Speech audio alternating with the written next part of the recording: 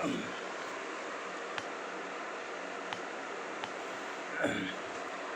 हिंद दोस्तों, good morning. हम लोग आधुनिक भारत का इतिहास पढ़ रहे थे। हमने 2 वीडियोज लगभग बनाया भी, जिसमें हमने एक में तो शुरुआत में एक भूमिका बताई थी मध्यकालीन भारत से लेकर आधुनिक भारत की तरफ बढ़ने का। औरंगजेब की मृत्यु 1707 की बात की, थोड़ा सा उसमें हमने चर्चा की थी। उसके बाद दूसरे वीडियो में हमने चर्चा की थी कि जो उस समय का मतलब 1707 के 18वीं शताब्दी में जो नए नए राज्यों का उदय हुआ, कैसे, क्योंकि मराठा केंद्रीय मुग़ल केंद्रीय शक्ति कमज़ोर हो गई औरंगजेब की मृत्यु के बाद। तो फिर जैसा मराठों का उदय हो गया ज़्यादा, उसके बाद हैदराबाद का, अवध का, बंगाल का, राजपूताना क्षेत्र हो गया। तो इस तरीके से नए नए राज्यों का उद्भव हुआ। तो ये हमने राज्यों की चर्चा कर ली थी काफ़ी तक। अब इस वीडियो में हम लोग चर्चा करेंगे उस समय की सामाजिक व्यवस्था क्या थी। मतलब थोड़ा सा हमें आइडिया होना चाहिए कि उस समय का समाज कैसा, क्या बहुत ज़्यादा मतलब उन्नत था या उन्नत था, क्या था। तो अगर हम उस समय की जनता की सामाजिक आर्थिक स्थिति की बात करें तो देखिए, भारत की एक खास बात रही है कि ब्रिटिश के काल से आने के पहले, चाहे मुग़ल काल ही क्यों ना रहा हो, भारत ने की आर्थिक नीतियाँ बहुत अच्छी थी। भारत में आर्थिक व्यवस्था बहुत अच्छी थी। आपको मैं बता दूं कि जब भारत में ब्रिटिश शासन नहीं था, उसके पहले टोटल पूरी दुनिया की जीडीपी का लगभग 35% के आसपास था, 1700 के पहले। उसके बाद जब ब्रिटिश यहाँ पे आए, उन्होंने लोगों के बीच जाति धर्म विभेद के नाम पे पैदा किया, हमारी पूरी आर्थिक नीतियाँ ख़राब कर दी। हमारे देश को एक कच्चे उत्पाद के रूप में तैयार करने वाला देश बना दिया, और साथ में जो यहाँ से कच्चा माल ले जाते थे, उससे ब्रिटिश निर्मित जो सामान होता था उसको यहाँ पे 10 गुना दाम पे बेच करके खूब आर्थिक शोषण किया, जिसकी वजह से ये हालत हो गया कि 1947 आते आते हमारी 1-2% भी नहीं बचा कुछ चीज़। पूरी दुनिया की जीडीपी में जहाँ 35% हम 1700 से पहले हुआ करते थे, वहाँ 1947 लगभग 250 वर्ष में इतना लूटा कि हम 1-2% में जाके गिर गए। तो इसलिए हम थोड़ा सा समझने की हमें ज़रूरत है, क्योंकि आगे भी हम आर्थिक नीतियों को समझेंगे। तो उस समय अगर आप देखें तो भारत में व्यापार अच्छा था। भारत में ये बात है कि औद्योगिकरण तो नहीं हुआ था, लेकिन हस्तशिल्प हो गया, उसके बाद हाथ से बने कपड़े हो गए, जैसे रेशम हो गया, ऊन हो गया, उसके बाद चाय, चीनी से चाय, चीनी मिट्टी और रेशम, उसके बाद तिब्बत से सोना, कस्तूरी और ऊनी कपड़ा, सिंगापुर से मतलब हमारा आयात निर्यात बहुत होता था उस समय। अगर हम आयात भी काफ़ी चीज़ें करते थे तो काफ़ी बड़ी मात्रा में निर्यात करते थे। कुल मिलाकर के हम ट्रेड डिफिसिट की जगह ट्रेड सरप्लस हुआ करते थे। हमेशा हमारा निर्यात जो होता था आयात से ज़्यादा ही रहता था, जिसके कारण अगर आयात से निर्यात ज़्यादा रहेगा तो इसका मतलब समृद्धता आएगी। तो कुल मिलाकर के हमारा अच्छा आर्थिक स्थिति थी, कम से कम मुग़ल काल तक तो थी ही। हस्तशिल्प और कृषि के उत्पादन में भारत स्वावलंबी था। ये बड़े पैमाने पर विशेष रूप देखिए, हमारे यहाँ पहले हस्तशिल्प हो गया या कृषि हो गया, मेन उद्योग का साधन एक तो कृषि होता था, नहीं तो छोटे छोटे उद्योग जो जिसको आज हम एमएससी में बोल देते हैं, ठीक है, वो उस समय हस्तशिल्प उद्योग हुआ करते थे। जैसा तो कपड़े की बुनाई हो गई, उसके बाद स्वेटर की बुनाई हो गई, उसके बाद सबसे ज़्यादा तो जब महात्मा गांधी जी तो सूत काटना, मतलब रेशम के कपड़े, तो मतलब कुल मिलाकर के बहुत ज़्यादा तो उद्योग धंधे नहीं थे, लेकिन जो भी था उससे हमारा काफ़ी लाभकारी था हमारे लिए। इसीलिए हमें विदेशों से आयात नहीं करना पड़ता था, बल्कि हम विदेशों को निर्यात किया करते थे, तो जिससे हमारा आर्थिक जीवन तो कुल मिलाकर के अच्छा ही था, ठीक है।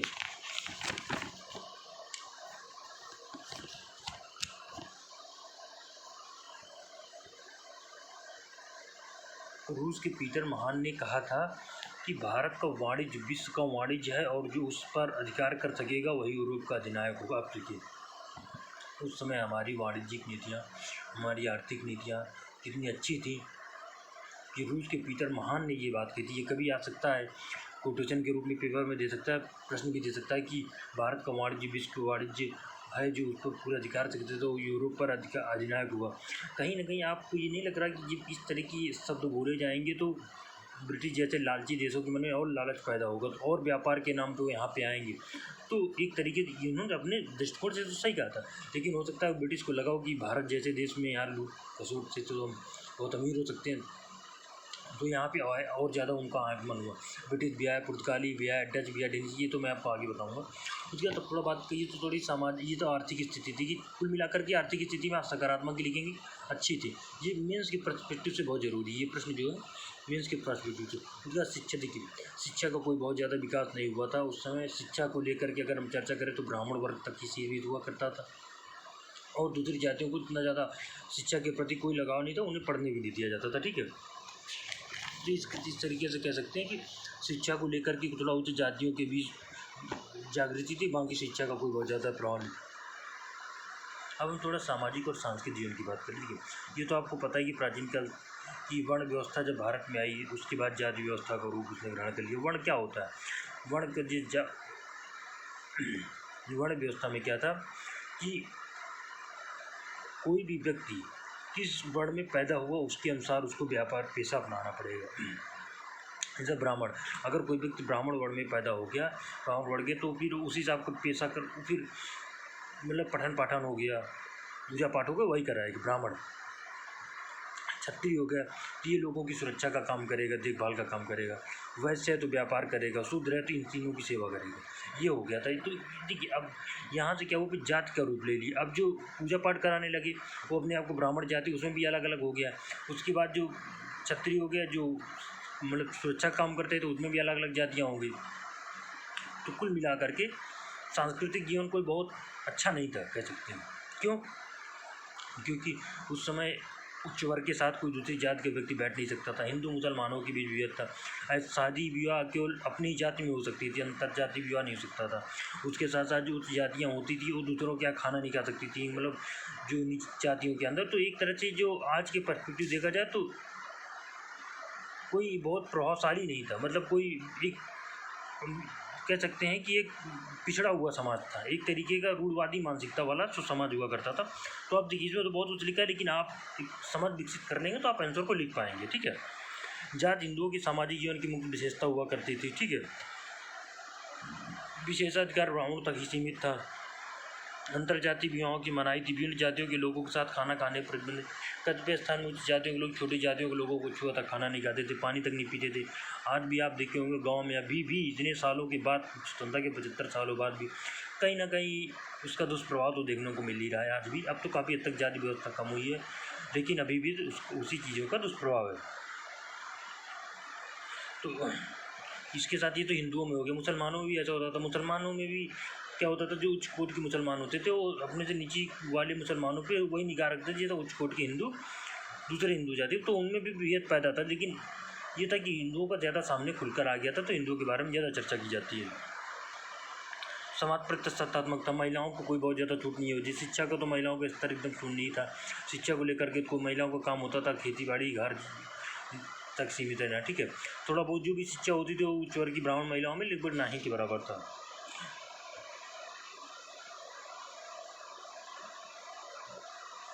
औरतों पर पुरुषों का पूरा नियंत्रण हुआ करता था, ठीक है। लड़के लड़कियों को एक दूसरे के साथ मिलने नहीं दिया जाता था।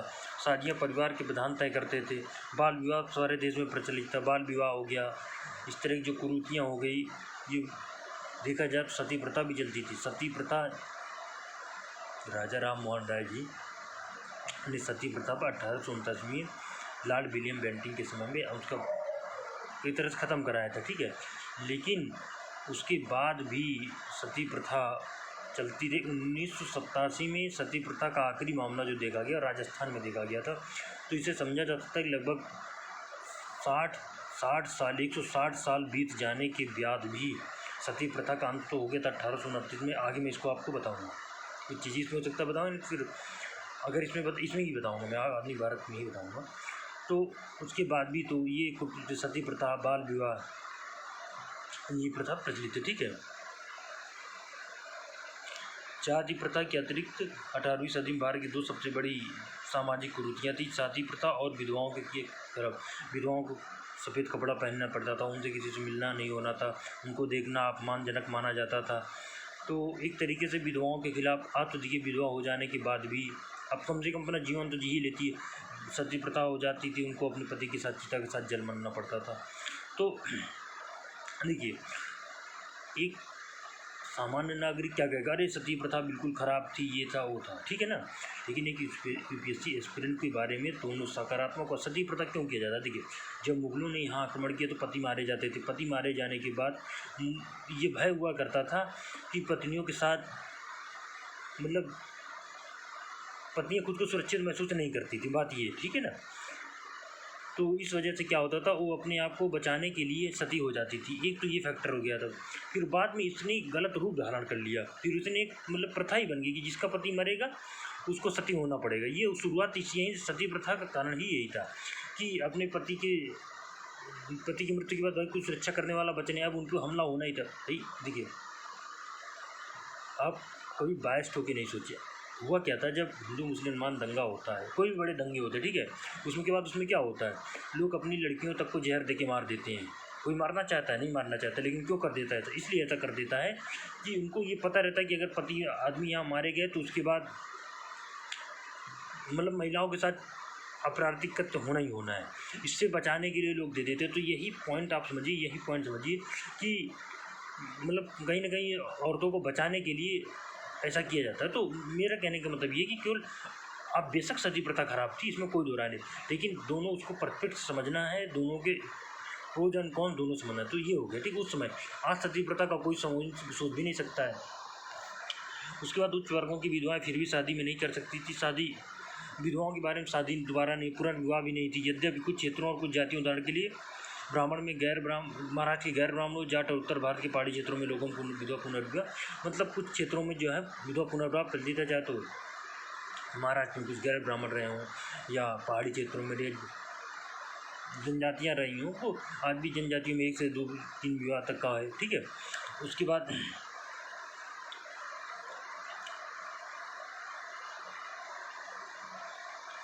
थोड़ा सा हम देख लेते हैं कला क्षेत्र में क्या था। तो उसमें क्या था, मुगल काल ने अगर भारत में कुछ दिया तो कहीं ना कहीं स्थापत्य कला और चित्रकला का विकास हुआ।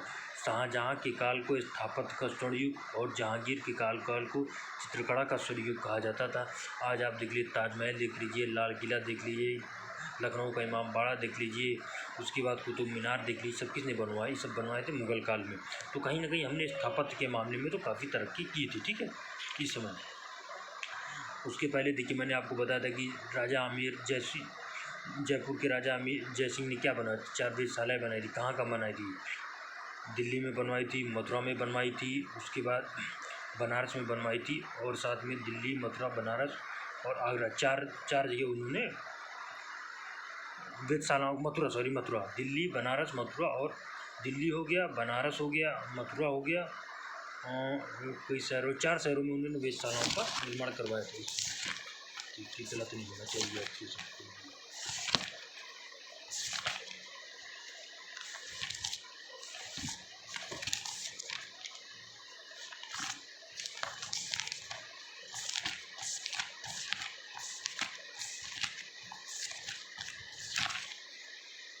और जयपुर, दिल्ली, जयपुर, उज्जैन और मथुरा में बिल्कुल खूब, दिल्ली, जयपुर, उज्जैन और मथुरा में उन्होंने खगोल शास्त्र की स्थापना की। जंतर मंतर जिसे आज दिल्ली में बोला जाता है, ठीक है। ये हो गया।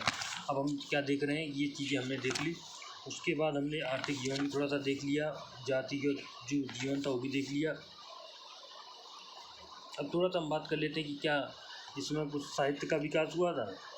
इसमें साहित्य का थोड़ा बहुत विकास हुआ था। जैसा अब्दुल लतीफ़ ने अपना प्रसिद्ध कविता संग्रह रिसालू रचा था। सचल और सामी शब्द के अन्य महान सिंधी कवि हुए थे। मतलब थोड़ा थोड़ा कहीं ना कहीं साहित्य दौर का भी विकास हुआ था। मुगल काल में भी काफ़ी साहित्य का विकास हुआ था, इसमें कोई दो राय नहीं, ठीक है।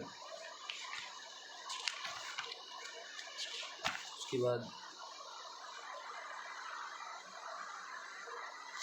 और यहाँ इसी को थोड़ा सा हम यूरोप के बारे में सुने। तो यूरोप में उस समय क्या था कि पश्चिमी यूरोप में एक वैज्ञानिक और आर्थिक क्रांति चल रही थी, तो उसका भी प्रभाव भारत में थोड़ा बहुत देखने के लिए मिल रहा था। उसके बाद देखिए, ये तो हो गया सामाजिक जीवन हो गया, आर्थिक जीवन हो गया। अब उसमें देखिए, सत्ता के लिए संघर्ष, आर्थिक पतन, सामाजिक पिछड़ापन और सांस्कृतिक जड़ता ने भारतीय जनता के एक बड़े भाग के चरित्र बल पर गहरा और नुकसानदेह असर डाला, ठीक है।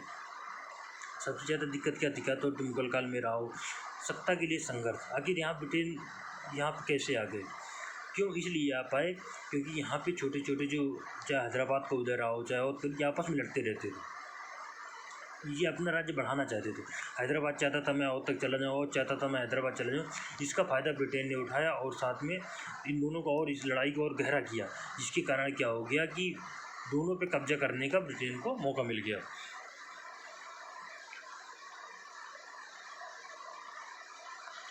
ये है कि थोड़ा उसमें नैतिकता का चरित्र उदार था, सत्कार और परोपकार उनमें न केवल जीवदास रूप से भरा पड़ा था, बल्कि ऐसा विश्वास होता था कि व्यापक रूप से नहीं देखा जाता था जितना हिंदुओं में।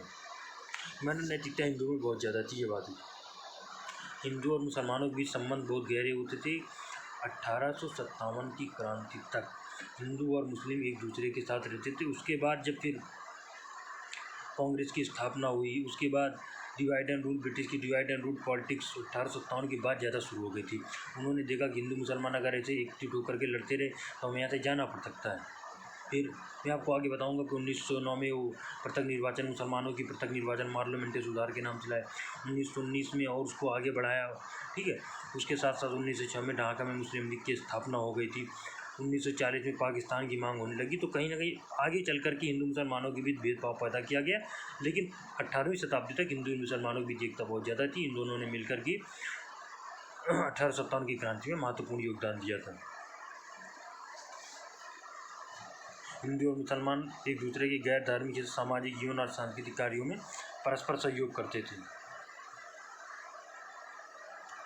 19वीं सदी के पूर्वार्ध के सबसे महान भारतीय राजा राम मोहन राय और इस्लामी दार्शनिक तथा धार्मिक सिद्धांतों के समान रूप से प्रभावित थे। राजा राम मोहन राय को जितना हिंदुत्व के बारे में जानकारी थी, उतना इस्लाम के बारे में भी जानकारी। वो जितना रामायण पढ़ लेते उतना कुरान भी पढ़ते, तो महामानव थे, ठीक है। इस तरीके से हम कह सकते हैं इसका सामाजिक जीवन इस तरीके से था, आर्थिक जीवन इस तरीके से था, धार्मिक जीवन इस तरीके से। तो इस पूरे चैप्टर को हमने एक तरह से बेसिक तरीके से लिया है, ठीक है। इसमें हमने नए राज्यों के उदय के बारे में आपको बताया, हैदराबाद, निजाम, अवध, उसके साथ बंगाल, राजपूताना।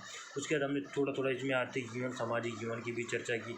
उसके हमने ये चर्चा की कि धार्मिक जीवन कैसा होता था, लोग हिंदू मुसलमान या उच्च जाति या निम्न जातियों के बीच में चर्चा की। तो इस तरीके से अब हम लोग जो शुरू करेंगे, अब एक तरह से हमारा पूरा बेस आधुनिक भारत के लिए तैयार हो गया। अब हम भारत में यूरोपियों का आगमन 1498 में जब पहली बार पुर्तगाली नागरिक वास्को डी गामा भारत आए, तो इस तरीके से हम शुरुआत कर देंगे। यहाँ से अब हमारा थोड़ा सा एक तरीके से लय पकड़ लेगा ये, ठीक है। तो आप इसको एक बार सुन लीजिए तो आपका एक भूमिका तैयार हो जाएगी। Thank you.